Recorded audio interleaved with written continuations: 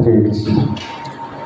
जय राधा माधव कुंज विहारी, राधा माधव कुंज विहारी। जय राधा माधव कुंज विहारी,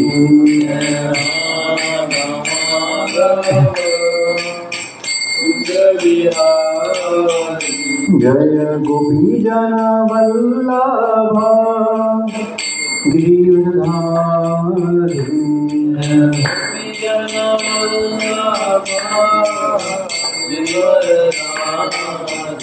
जय गोपी जन वल्लभ गिरिधारी,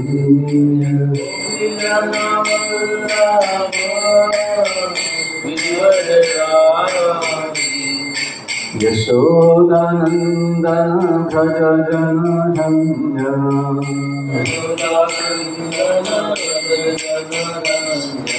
यशोदानंदन भज जन रंजन,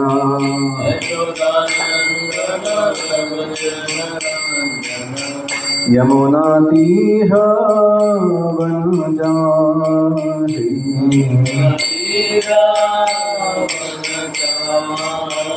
यमुना तीर वनचारी,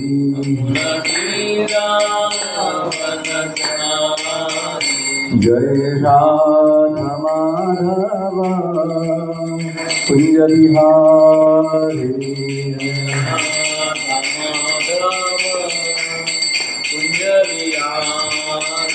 जय राधा माधव कुंज विहारी,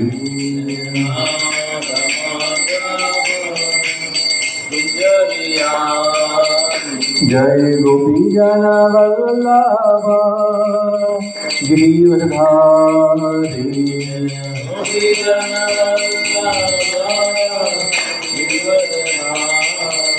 जय गोपी जन वल्लभ गिरिधारी,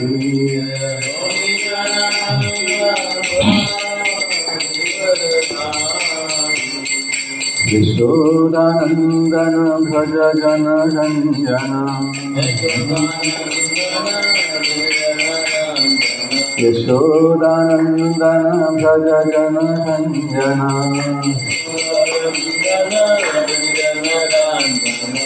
यमुना तीर वनचारी, यमुना तीर वनचारी, यमुना तीर वनचारी, यमुना तीर वनचारी, यमुना तीर वनचारी, जय राधा माधव कुंज विहारी,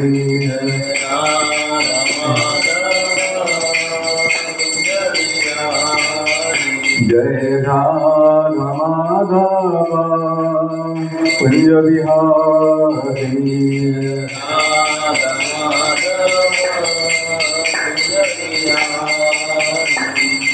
कलियुग पावन श्री नाम संगीता की ग्रंथराष्ट्र भागवत महापुराण की जय, जगत गुरु श्री गोपाल की जय, समवेत गौर भक्त सुनत की जय, निताय गौर प्रेमानंदे। ओम नमो भगवते वासुदेवाय, ओम नमो भगवते वासुदेवाय, ओम नमो भगवते वासुदेवाय, नारायणं नमस्कृत्य नरं चैव नरोत्तमं देवीं सरस्वतीं व्यासं ततो जयमुदीरये। नष्टप्रायेषु अभद्रेषु नित्यं भागवत सेवया भगवती उत्तम श्लोके भक्ति भवति नैष्टिकी कृष्णाय वासुदेवाय देवकी नंदनाय च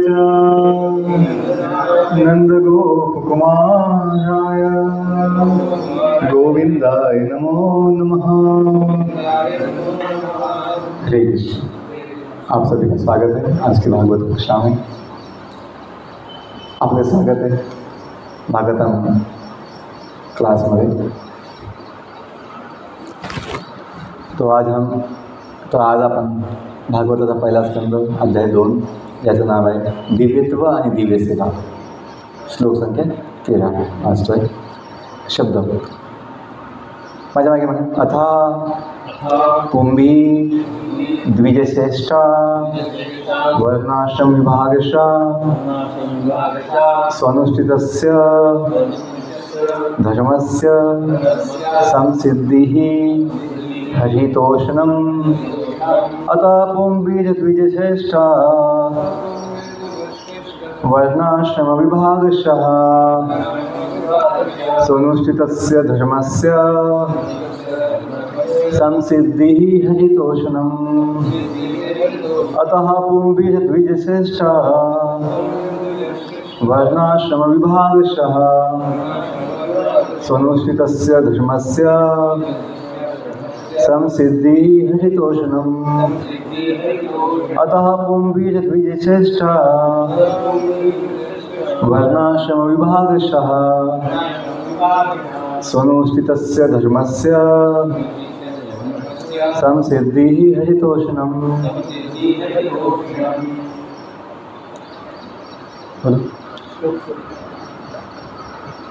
1.2.13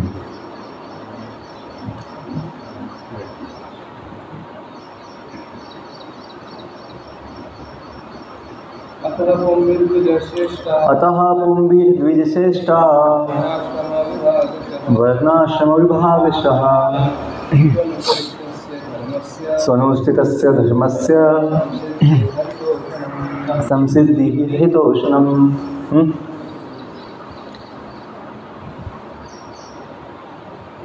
अतः पुंबीज द्विजश्रेष्ठा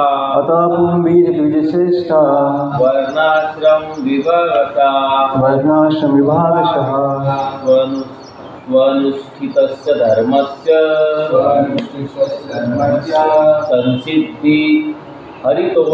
संसिद्धिः हरितोषणम्। शब्दार्थ अतः म्हणून पुंभी मनुष्यांनी द्विजश्रेष्ठ हे द्विजश्रेष्ठ ब्राह्मणांनो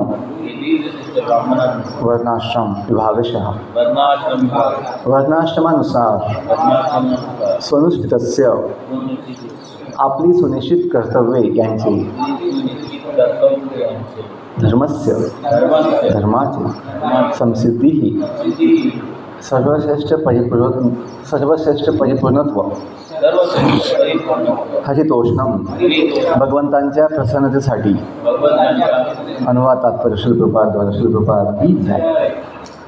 हे द्विजश्रेष्ठ ब्राह्मणांनो म्हणून असे निश्चित केले आहे की भगवंतांना संतुष्ट करणे हाच वर्णाश्रमाचा उद्देश आहे आणि असे केल्याने मनुष्याला जीवनातील सर्वोच्च परिपूर्णता प्राप्त करता येते।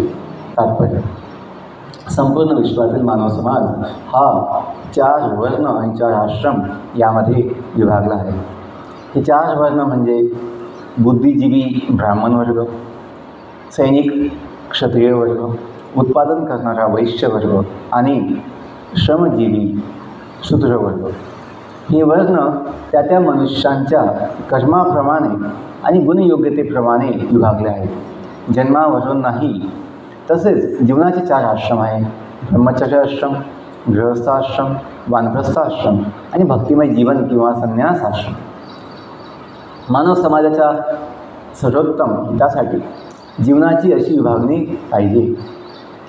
अन्यथा कोणतीच सामाजिक संस्था निरोगी स्थितीत वाढू शकत नाही। वर सांगितल्या वर सांगितलेल्या प्रत्येक विभागाच्या जीवन पद्धतीचे उद्दिष्ट भगवंतांना प्रसन्न करणे हेच असले पाहिजे. मानव समाजाच्या रचनेचे हे संस्था प्रधान कार्य वर्णाश्रम धर्म या नावाने ओळखले जाते. कारण सुसंस्कृत जीवनासाठी ही पद्धती अगदी स्वाभाविक आहे. मनुष्याला परमसत्याचा अनुभव करून देण्यासाठीच वर्णाश्रम पद्धतीची रचना भगवंतांनी केली आहे. एका विभागाचे दुसऱ्या विभागावर कृत्रिम वर्चस्व असावे यासाठी समाज रचना नाही, परमसत्याचा अनुभव घेणे हेच जीवनाचे उद्दिष्ट आहे. हे उद्दिष्ट इंद्रिय तृप्तीमध्ये आसक्ती असेल तर साध्य होत नाही. यापूर्वी सांगितल्याप्रमाणे वर्णाश्रम संस्थेचे अंतिम ध्येय भगवंतांना संतुष्ट करणे नसेल तर स्वार्थी लोक दुर्बळ घटकांवर सत्ता गाजवण्यासाठी तिचा उपयोग करतात. कलहयुक्त कलियुगामध्ये हे कृत्रिम वर्चस्व सतत चालू असते. परंतु सुज्ञ लोकांना चांगले माहीत असते की वर्ण आणि आश्रम यांचे जे विभाग केलेले आहेत ते सामाजिक व्यवहार सुव्यवस्थित चालावेत, उच्च विचारसरणीचा विकास व्हावा आणि शेवटी आध्यात्मिक अनुभूती व्हावी यासाठी आहे. वर्णाश्रम संस्थेचे अन्य कोणतेही प्रयोजन नाही. पूर्ण पुरुषोत्तम भगवंतांना संतुष्ट करण्यातच वर्णाश्रम धर्माची सर्वोच्च सिद्धी आहे हे भागवताचे इथे विधान आहे. अर्थातच भगवंतांना संतुष्ट करणे हाच जीवनाचा सर्वोच्च हेतू आहे. भगवद्गीताही याचे समर्थन करते. 4 अध्याय 13 श्लोक. चातुर्वर्ण्यं मया सृष्टं गुणकर्म विभागशः. होमज्ञानतिमिरन्दस्य ज्ञानाञ्जनशलाकया चक्षुरुन्मिलितं येन तस्मै श्रीगुरुवे नमः. श्रीचैतन्यमनोभीष्टं स्थापितं येन भूतले स्वयं रूपा कदा मह्यं ददाति स्वपदान्तिकं. वन्देऽहं श्रीगुरो श्रीयुतापदकमलं श्रीगुरून् वैष्णवांश्च श्रीरूपं साग्रजातां सहगण रघुनाथान्वितं तं सजीवं साद्वैतं सावधूतं परिजनसहितं कृष्णचैतन्यदेवं श्रीराधा कृष्णपदां सहगण ललिता श्रीविशाखान्तांश्च. नमो विष्णुपदाय कृष्णपृष्ठाय भूतले श्रीमते भक्तिवेदान्त स्वामिनिति नामिने. नमस्ते सरस्वती देवे गौरवाणी प्रचारिणे निर्विशेष शून्यवादी पाश्चात्यदेशतारिणे. हे कृष्ण करुणा सिंधो दीनबंधो जगत्पते गोपेश गोपिकाकांत राधाकांत नमोस्तुते. तप्तकांचन गौरांगी राधे वृंदावनेश्वरी वृषभानुसुते देवी प्रणमामि हरिप्रिये. हे नमो ब्रह्मण्य देवाय गोब्राह्मणहिताय च जगजिताय कृष्णाय गोविंदाय नमः. नमो महावदन्याय कृष्णप्रेमप्रदायते कृष्णाय कृष्णचैतन्य नाम्ने गौरतुषे नमः. वाञ्छाकल्पतरुभ्यश्च कृपासिन्धुभ्येव च पतितानां पावनेभ्यो वैष्णवेभ्यो नमो नमः. जय श्री कृष्ण चैतन्य प्रभु नित्यानंद श्री अद्वैत गदाधर श्रीवास आदि गौर भक्तवृंद. हरे कृष्णा कृष्णा कृष्णा हरे राम राम राम हरे. पुनश्च आपले स्वागत आहे आजच्या या भागवत कथेमध्ये. आपण भागवतामधून अतिशय महत्त्वाचा श्लोक चर्चा करतो. ह्या भागवताचा हा जो श्लोक आहे हा सुत गोस्वामींनी नैमिषारण्यामध्ये 88,000 ऋषींच्या समोर मांडलेला आहे. म्हणून त्यांनी त्या ऋषीमुनींना काय संबोधन दिलेलं आहे? द्विज श्रेष्ठ आहात. तुम्ही सर्व ब्राह्मणांमध्ये श्रेष्ठ आहे का? तुम्ही आध्यात्मिक चेतनेमध्ये उन्नत आहात. तुम्हाला भगवंतांची गोडी आहे, तुम्हाला भगवंतांची सेवेची आवड आहे. म्हणून त्यांना द्विज श्रेष्ठ म्हटलेलं आहे. ब्राह्मणांमध्ये सर्वात महान श्रेष्ठ की जो व्यक्ती भगवंतांच्या सेवेमध्ये युक्त असतो, त्याला भगवंतांचं भजन श्रवण कीर्तन आवडतं, तो व्यक्ती उच्च स्थितीमध्ये येतो. आणि म्हणून अशा 88,000 ऋषीमुनींना संबोधन जे केलेलं आहे त्यांना सांगण्यात आलेलं आहे की अतः पुंभीर द्विजश्रेष्ठः वर्णाश्रम विभागशः स्वनुस्थितस्य धर्मस्य संसिद्धी हरितोषण. जेव्हा शौनक मुनींनी, जे शौनक मुनी त्या 88,000 ऋषीमुनींचे प्रमुख होते तिथे श्रोत्यांमध्ये, प्रवक्ता स्पीकर, स्पोक्स पर्सन, प्रवक्ता होते. तर त्यांनी प्रश्न केले होते सूत गोस्वामींना की सूत गोस्वामी, आम्हाला या कलियुगासाठी सर्वात सोपं आणि सर्वात महान असं काय साधन आहे ज्याने जीवाचं परम कल्याण होईल ते सांगा. सर्व धर्मशास्त्रांचं काय सार आहे ते आम्हाला सोप्या भाषेत सांगा, असं मी प्रश्न केले होते. एकूण 6 प्रश्न होते. त्यातले 2 प्रश्न हे होते की कलियुगामध्ये जीवांसाठी परम कल्याणकारी साधन काय आहे आणि सर्व धर्मशास्त्रांचं सार काय आहे. हे 2 प्रश्न केले होते. तर त्याच्या उत्तरासाठी त्याचं उत्तर म्हणून या श्लोकामध्ये आजीवन सांगितलं आहे. सवयी पुंसाम परो धर्मो येतो भक्ती हरक्षते अहेतुकी प्रतिहता ही आत्मा सुखसुखी. की सर्व जीवांसाठी अधोक्षित भगवान श्रीकृष्णांची सेवा भक्ती जी अखंड आणि शुद्ध असावी, अहेतुकी असावी, ज्याने आत्म्याचं संपूर्ण समाधान होईल हे सांगितलं होतं. आणि मग त्या भक्तीविषयीच सूत गोस्वामी पुढचे ज्याचे लक्षण सांगतायत. वासुदेवे भगवती भक्तियोगा प्रयोजितः जनयत्याशु वैराग्यम ज्ञानंच वेदयितुकम. अशा भक्तीने काय होईल, स्वाभाविकपणे आपल्या हृदयामध्ये वैराग्याची भावना उत्पन्न होईल, अनासक्ती वैराग्य उत्पन्न होईल आणि अहेतुकी ज्ञान, दिव्य ज्ञान आपल्या चित्तामध्ये प्रकट होईल. वासुदेव भगवती भक्तियोग प्रयोजिता, त्याने हे शक्य आहे, भक्तीने शक्य आहे.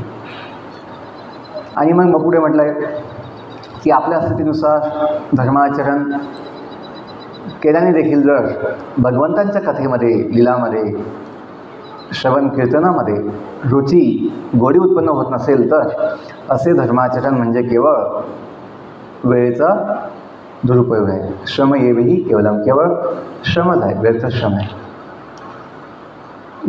धार्मिक कर्तव्य ही निश्चितपणे भौतिकतेमधून मुक्त होण्यासाठी आहे. ही धार्मिक कर्तव्ये भौतिक लाभासाठी कधीही करू नयेत. ऋषींच्या सांगण्याप्रमाणे जो मनुष्य परमधर्माच्या भक्तीच्या पालनामध्ये संलग्न आहे त्याने कधीही भौतिक लाभाचा उपयोग इंद्रिय तृप्तीसाठी करू नये. जसं आपल्या संस्थेमध्ये आपण बघतो की दान, खूप दान येतं किंवा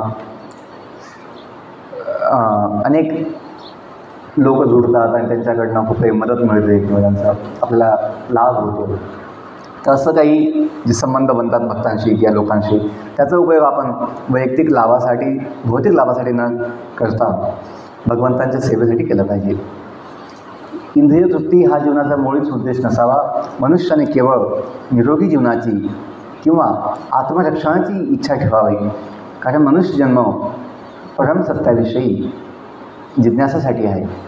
कर्माचे याविना दुसरं कोणतेच ध्येय असू नये. परमसत्याला जाणणारे जे तत्त्वज्ञ आहेत ते त्या परमसत्याला ब्रह्म, परमात्मा किंवा भगवान असे म्हणतात. ते सगळे संबंधित श्लोक आहे म्हणून वाचून घेतो.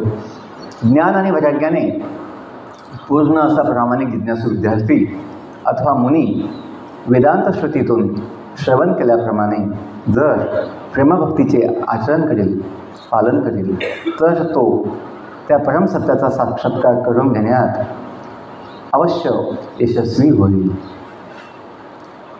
तर एक शास्त्राचं जे वचन असतं ते पूर्ण सत्य असतं, आपण ते मानलं पाहिजे.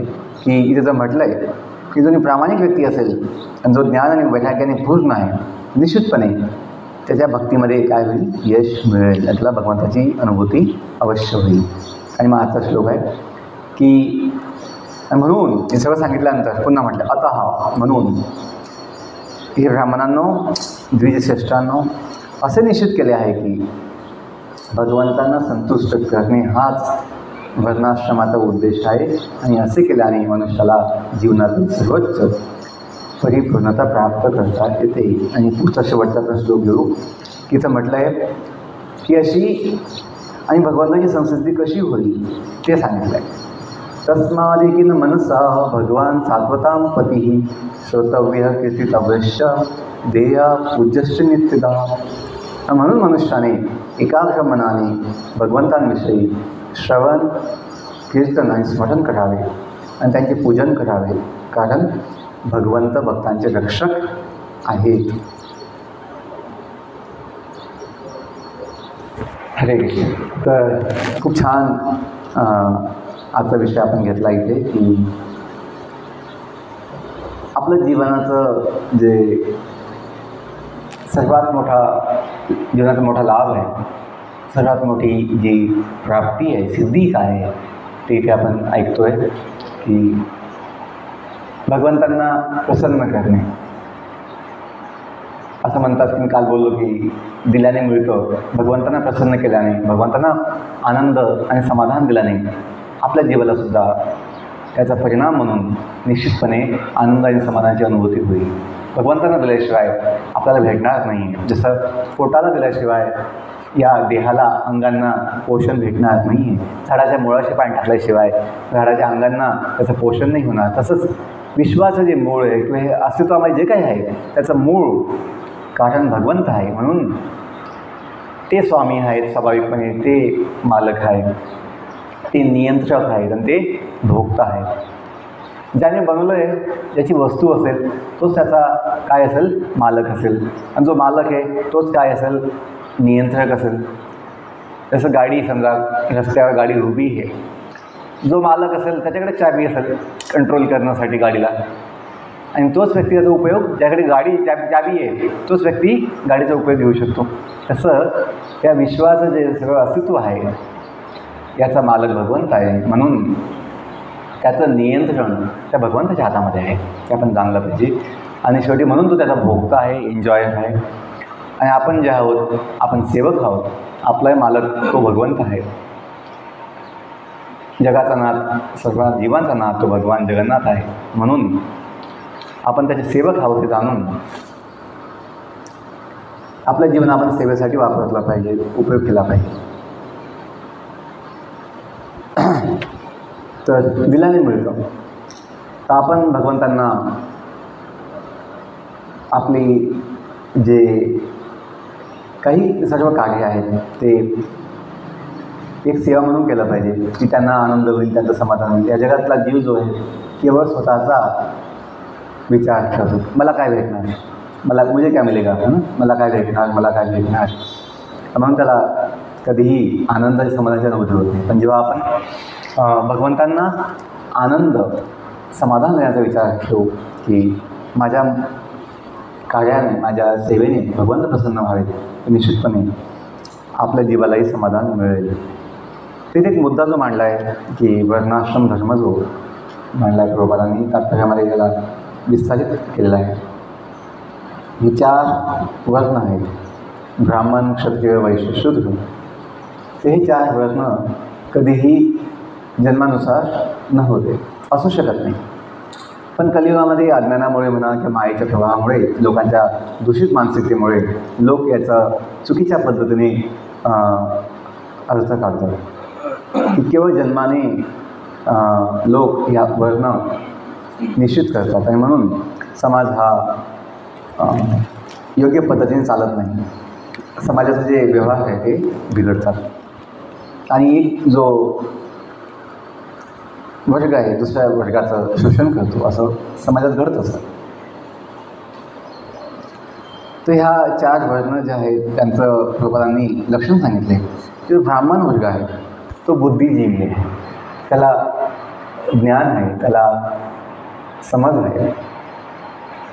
म्हणून समाजाचं जे नेतृत्व आहे ते ब्राह्मणांकडे असते. दिशा देण्याचं काम ब्राह्मण वर्गाचं आहे आणि त्या ज्ञानानुसार, त्यांच्या मार्गदर्शनानुसार बाकीचे जे 3 वर्ग आहेत ते समाज व्यवस्था चालवतात. क्षत्रिय, वैश्य, शूद्र. जसं आपल्या देहामध्ये आपलं डोकं आहे, जिथे बुद्धी आहे, मेंदू आहे, हा सर्वात महत्त्वाचा भाग आहे. एखाद्या अपघातामध्ये कोणाचा हात तुटला, पाय तुटला, ते पोटाला जखम झाली, तर जीवन चालू शकतं. जीवन चालतं, आपण समाजात बघतो लोक जीवन जगतात. पण जर डोकंच बिघडलं किंवा मेंदूच नाही आहे किंवा बुद्धीच नाही आहे, तर मग जीवन योग्य पद्धतीने किंवा जीवन असू शकत नाही. डोक्याशिवाय जीवन असू शकत नाही. जर डोक्यालाच मार लागला तर जीवन संपून जातं. तर म्हणून ब्राह्मण वर्ग जो आहे हा समाजाचा अतिशय महत्त्वाचा मुख्य अंग आहे. सर्व अंग महत्त्वाचे आहेत, की समजा डोकं आहे पण हातच नाही आहे, तर जो विचार आहे त्यानुसार कार्य कसं होणार? हातच नसलं तर कार्य होऊ शकत नाही. पण आधी काय पाहिजे? बुद्धी पाहिजे. बुद्धीचं स्थान पहिलं आहे. आधी डोकं पाहिजे. आज लोकांना, समाजामध्ये लोकांना डोकं कमी आहे म्हणून वाद आहे, म्हणून अतिशय मोठमोठ्या समस्या. तर डोक्याचा विचार नाही आहे, तर हात खूप आहे आणि बाकीचं जे आहे पोट आणि मग पाय, हे सगळं अंग आहे. पण डोकं नसल्यामुळे काय कार्य केलं पाहिजे, हाताने काय कार्य केलं, शक्ती खूप आहे, पण काय कार्य केलं पाहिजे, काय नाही केलं पाहिजे ते कळत नाही. म्हणून सगळे समस्या उत्पन्न होते. तर जसं देहाचं जे व्यवस्थापन आहे, मॅनेजमेंट जे आहे ते डोक्याने होतं आणि मग त्यानुसार आपले हात कार्य करणार, आपलं जे पोट आहे, उदर, ते कार्य करणार आणि मग अंततः जे आपले पाय आहेत त्यानुसार गती होत असते किंवा भ्रमण होत असते, चालन होत असतं. तो समाजामध्ये ब्राह्मण वर्गाने क्षत्रिय वर्ग, वैश्य वर्ग आणि शूद्र वर्ग यांना आपलंच अंग, आपलंच संबंधित महत्त्वाचे अंग समजून त्यांना योग्य मार्गदर्शन दिलं पाहिजे, ज्याने समाजाचं जे संपूर्ण व्यवस्था आहे ती योग्य पद्धतीने चालणार आहे.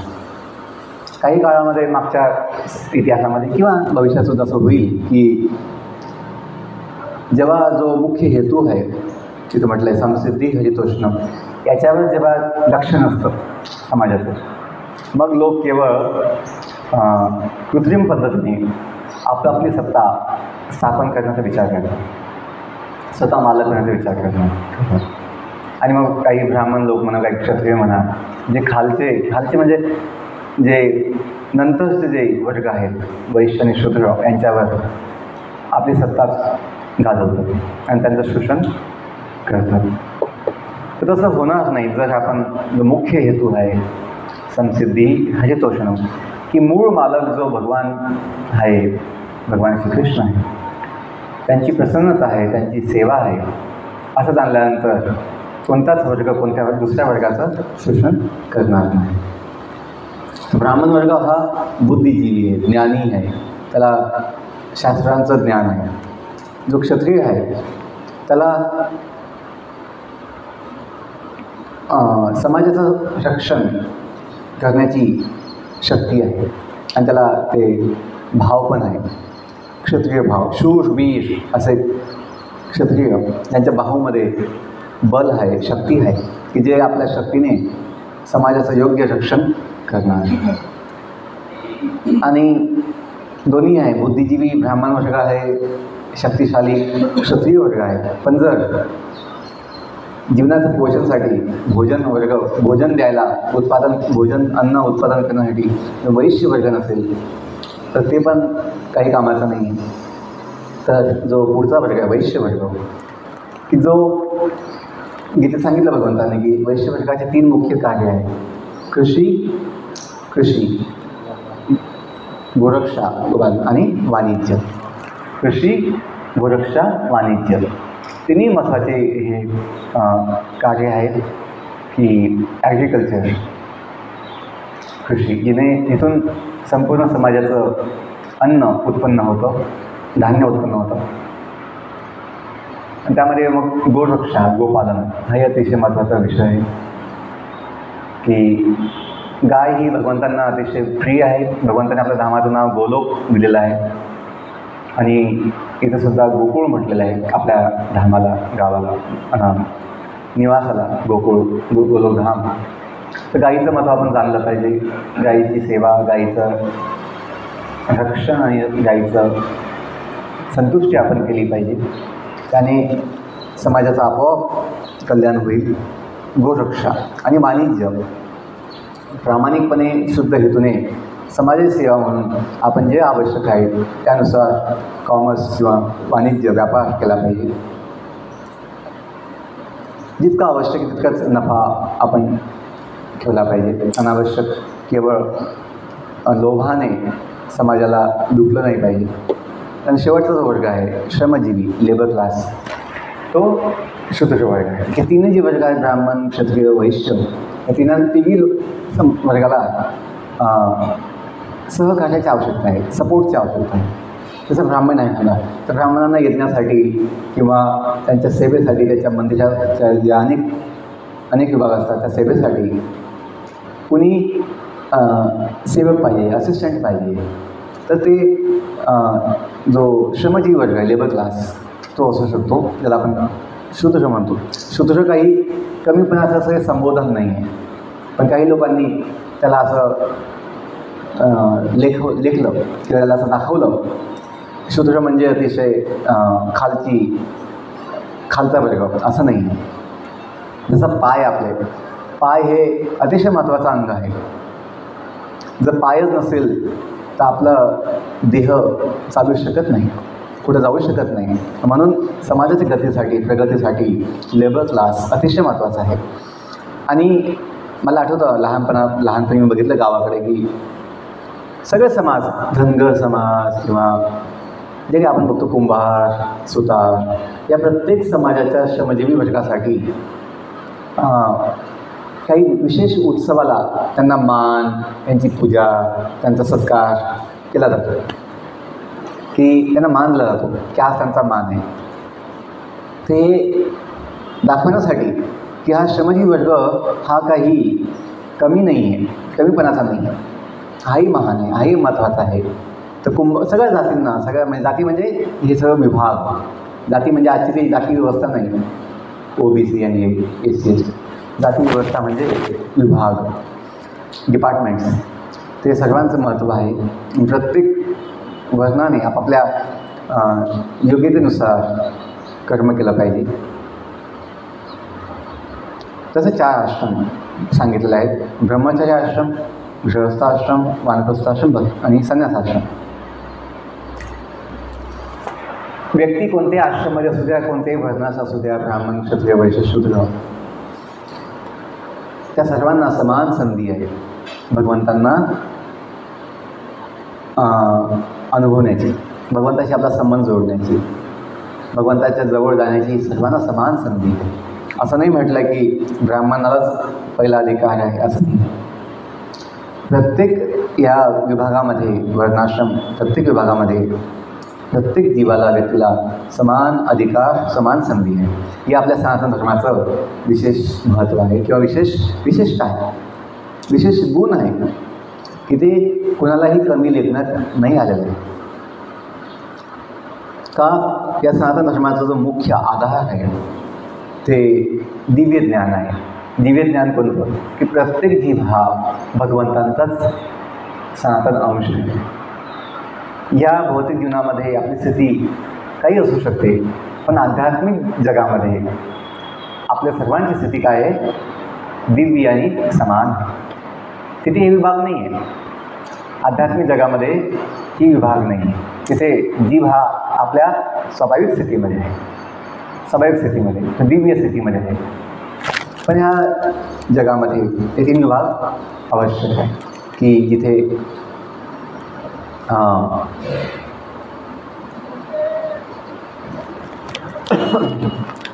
आपण बघू शकतो की याची आवश्यकता आहे.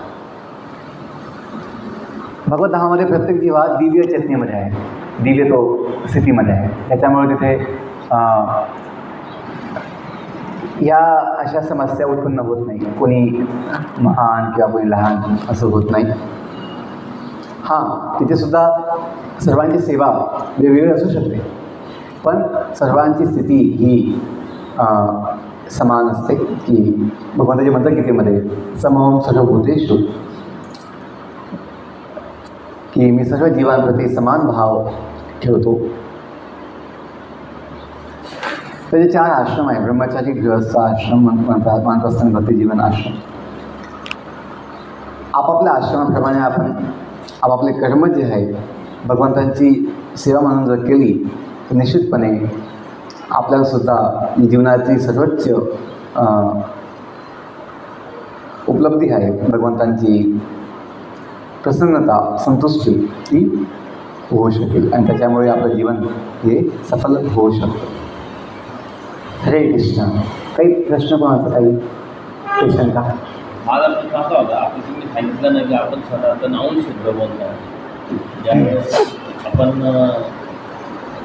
याच्यामध्ये गोलोकमध्ये असतात त्यावेळेस तो सनातन नाऊन भगवंतांच्या बरोबरीने असतो असं सांगितलं. आता बरोबरीने म्हणजे नेमकं कोणत्या बरोबरीने असतो? भगवंत आणि जीव यांच्यामध्ये समानता आहे. कोणती समानता आहे? गुणात्मक समानता आहे. गुण, कोणता गुण? सच्चिदानंद. की भगवंत हा सच्चिदानंद आहे. त्यांचा देह दिव्य, शुद्ध, चिन्मय आणि आनंदमय आहे, सच्चिदानंदमय. आणि त्यांचा अंश या नात्याने आपण सुद्धा मूळ स्थितीमध्ये सच्चिदानंदमय आहे.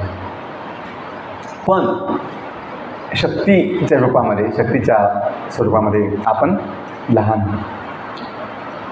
गुणात्मक समानता आहे, पण जे प्रमाण आहे त्यांच्या शक्तीचं आणि आपल्या शक्तीचं त्यामध्ये खूप अंतर आहे. ते सागराप्रमाणे, सिंधूप्रमाणे अनंत आहे. जीव हा सीमित आहे बिंदूप्रमाणे. आपण तुच्छ, लहान आहोत. तर गुणात्मक समानता आहे. आणि जसं आईवडील आहे आणि मुलं आहे. आईवडील आपल्या मुलांना कधीही तू तुच्छ आहे, तू अतिशय लहान आहे असं मानत नाही. तू माझ्याप्रमाणेच काय आहे, महत्त्वाचा आहे. तू माझाच आहे, त्याच्यामुळे तू तितकाच महत्त्वाचा आहे. उलट आपण बघतो की आईवडील आपलं स्वतःपेक्षा जास्त महत्त्व मुलांना देतात. मुलांचे अधिकार घेतात, मुलांचा विचार आधी ठेवतात. तर त्या रूपाने प्रेमाच्या संबंधामध्ये भगवंत हा स्वतःपेक्षा भक्तांना जास्त महत्त्व देतो. म्हणून स्वतः भगवंतसुद्धा गोलोक वृंदावनमध्ये सर्व जीवांच्या, सर्व भक्तांच्या सेवेमध्ये आनंद घेतो. भगवंताचं जे काही कार्य आहे, सर्व कार्य, वेणू वाजवणे, बासरी वाजवणे किंवा त्यांचा शृंगार, त्यांचं नाचणं, त्यांचं जे काही आहे सर्व काही त्यांचं कार्य, भोजन घेणं, गायींना सोबत घेऊन वनामध्ये जाणं, हे सर्व काही भक्तांना आनंद देण्यासाठी आहे. त्यांचं उभं राहणंसुद्धा जितकं जे ध्येयभंग ललित रूपामध्ये भगवंताजी उभे राहतात तसं कठीण आहे, अवघडल्यासारखी स्थिती आहे की 3 ठिकाणी असं ना जितकं वाकून उभं राहणे कठीण आहे, पण अतिशय मनोहर आणि आकर्षक आहे. त्यांचा शृंगार आपल्याला जर केला तर आपल्याला 2 मिनिटात जास्त ते अवघड होऊन जाईल असा शृंगार, पण त्यात खूप सुंदरता आहे, सौंदर्य आहे, त्यात खूप आकर्षकता आहे. म्हणून भगवंत आपल्या भक्तांना आनंद देण्यासाठी शृंगारसुद्धा त्यांच्यासाठी करतात, स्वतःसाठी नाही. काय शृंगार कोण बघणार आहे? स्वतःने बघणार शृंगार. आपला शृंगार दुसरे बघतात. म्हणून भगवंतसुद्धा सदैव भोगसुद्धा 56 भोग लावतात आपण भगवंत. तो भोग भगवंत स्वीकार करतात भक्तांसाठी, की जर मी स्वीकार नाही केला ते भक्त स्वीकार करणार नाही. तर शेवटी ही भावना जी आहे, सेवेची भावना, ही मूळ भगवंतामध्ये आहे. म्हणून आपण त्यांचे अंश असल्याने ही भावना आपल्यातसुद्धा आहे, स्वाभाविकपणे आहे. प्रत्येक जीवामध्ये ती भावना आहे. जसं बघा, लोकांची गाडी असते, 2 व्हीलर 4 व्हीलर, तिला किती ते प्रेमाने पुसतात, धुतात, तिची पूजा पण करतात. गाडीची पूजा करतात, तिला माळ घालतात, तिला तिचे फोटो काढतात, तिला सजवून ठेवतात, तिला एक शेड बनवतात. ही काय सेवाच आहे. त्या गाडीसाठी सेवा आहे. कुणी आपल्या चप्पलसाठी किती सेवा देतो. चप्पलला चमकवतात ना, पॉलिश चप्पलला तो धुतात, तर तिची सुरक्षा काळजी घेतात. माझी चप्पल कोणी घेऊन जाऊ नये ती काळजी घेतात. लक्ष ठेवतं त्याच्या 24 तास. कुठे गेलं तर माझी चप्पल आहे का, माझी चप्पल आहे. हे काय सेवा म्हणजे आपला गुण आहे स्वाभाविकपणे. पण जर तो सेवा गुण आपण भगवंतासाठी नाही उपयोग केला तर मग जीवाला समाधान नाही भेटत. ह्या जगातला जीव मायेच्या प्रवाहामध्ये भगवंताला सोडून तुच्छ किंवा त्याच्यापेक्षा लहान गोष्टींना महत्त्व देऊन त्याच्या सेवेमध्ये आहे. त्या हाडामासाच्या देहामध्ये, देहाच्या सेवेमध्ये किंवा देहसंबंधित जे काही आहे भौतिक वस्तू, भौतिक संबंध, त्यात आपण जास्त महत्त्व देऊन त्या सेवेमध्ये आहे. म्हणजे लक्षात येईल की आपलं जे मुख्य कार्य आहे ते आपण ज्याचे आहोत मूळ रूपामध्ये त्याची सेवा करत आहे. म्हणून त्या धर्माला काय म्हणतात, सनातन धर्म. जे नित्य आहे. आणि आपल्याला असं जीवन पाहिजे, नित्य जीवन. तर देहाचं जीवन थोडा वेळ आहे. देहसंबंध जे कोणाशी आपले आहेत ते थोडे दिवस आहे, अनिश्चित आहे. म्हणून अशा देहसंबंधातून, अशा गोष्टीमधून आपल्या जीवाला, आत्म्याला नित्य समाधान नाही मिळत, आनंद मिळत नाही. सदैव काहीतरी कमी आहे, काहीतरी कमी अशी जाणीव होत असते. ती कमी काय आहे, भगवंताची कमी जी सर्वात मोठी आहे. ही कमी सर्वात मोठी आहे. तर आपण ह्या गोष्टी समजून आपल्या मूळ रूपामध्ये स्थित होऊन भगवंताच्या सेवेमध्ये जर लागलो तर निश्चितपणे मग हे PM चं पद, CMचं पद, राष्ट्रपतीचं पद, या जगातलं उद्योगपतीचं पद हे तुच्छ वाटणार. का, हे सर्व काही थोड्या काळाचं आहे. मायेचा प्रस्ताव ना, बस मायेचा प्रभाव आहे किंवा मायेचं वैभव आहे. जे ज्याला भेटलं आहे त्याला समाधान मिळत नाही. जर सेवेची भावना नसेल तर सेवेची भावना महत्त्वाची आहे. हे पद मोठं आहे, त्याचं आवश्यकता आहे, त्याची चांगली, त्याचं महानता आहे. पण जेव्हा ती व्यक्ती सेवेच्या भावनेमध्ये आहे तर तेव्हा त्याचा निश्चितपने सर्व समाजाला लाभ व उपयोग आहे. पण जर ती व्यक्ती सेवेच्या भावनेमध्ये नाही आहे मग ते पद असून सुद्धा काही उपयोग होत नाही. त्याचे समाधान होत नाही आणि कुणाचंही दुसऱ्याचं समाधान होत नाही. अजून काही दुसरा प्रश्न माताजींपैकी बोलू काही प्रश्न? ठीक आहे, धन्यवाद. हरे कृष्णा कृष्णा कृष्णा हरे हरे, हरे राम राम राम. श्रील प्रभुपादांच्या कृपेने, चैतन्य महाप्रभूंच्या कृपेने इस्कॉनमध्ये आपण पहिल्या दिवसापासून जे 60 आहे ते आपण जाणतो आणि पालन करतो. 60 काय आहे, भगवंताच्या नामाचा जप करणे. हेच कलियुगामध्ये सर्वात मोठा धर्म आहे. कलियुगे कलिकाले नाम रूपे कृष्ण अवतार, नाम होय ते होय सर्व जगत निस्तार. की कलियुगाचा धर्म पण, कलियुगे धर्म हजनाम संकीर्तन. आणि आपण हे संकीर्तनचं पालन स्वाभाविकपणे पहिल्या दिवसापासून करतो. त्याच्यामुळे भागवतचा जो मुख्य संदेश आहे, नाम संकीर्तन निस्य सर्व पाप प्रनाशनम, प्रणामो दुःख शमनस्थम नमामि हरिं परम. भागवतचा शेवटचा श्लोक जो आहे, नाम संकीर्तनम यस्य, ज्यांच्या नाम संकीर्तनामुळे काय होतं, सर्व पाप प्रनाशनम. याच्या नाम संकीर्तनामध्ये आपण पहिल्या दिवसापासून भाग घेतोय. त्याच्यामुळे भागवतचं जे मुख्य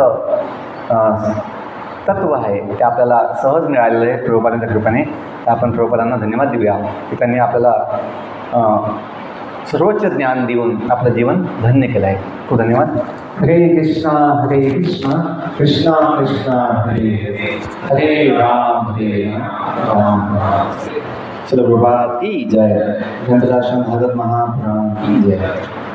जय जय श्री राधे श्याम.